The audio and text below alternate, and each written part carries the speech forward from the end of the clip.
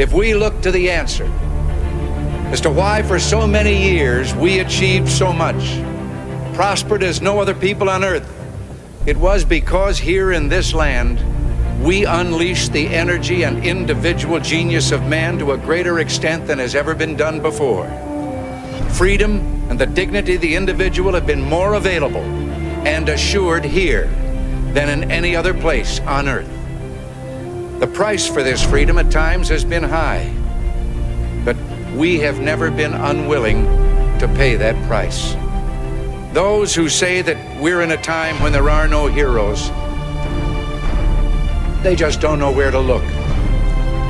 The sloping hills of Arlington National Cemetery, with its row upon row of simple white markers bearing crosses or stars of David, they add up to only a tiny fraction of the price that has been paid for our freedom.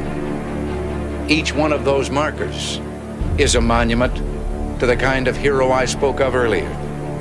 Their lives ended in places called Belleau Wood, the Argonne, Omaha Beach, Salerno, and halfway around the world on Guadalcanal, Tarawa, Pork Chop Hill, the Chosin Reservoir, and in 100 rice paddies and jungles of a place called Vietnam. Under one such marker lies a young man, Martin Treptow, who left his job in a small-town barber shop in 1917 to go to France with the famed Rainbow Division. There on the Western Front, he was killed trying to carry a message between battalions under heavy artillery fire. We're told that on his body was found a diary. On the flyleaf, under the heading, "My Pledge," he had written these words: "America must win this war. Therefore I will work, I will save, I will sacrifice, I will endure. I will fight cheerfully and do my utmost as if the issue of the whole struggle depended on me alone."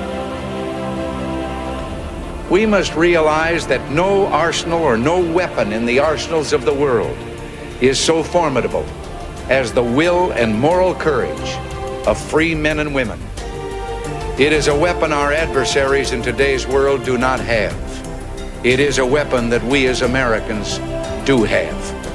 Let that be understood by those who practice terrorism and prey upon their neighbors. As for the enemies of freedom, those who are potential adversaries, they will be reminded that peace is the highest aspiration of the American people. We will negotiate for it, sacrifice for it. We will not surrender for it now or ever. We are Americans.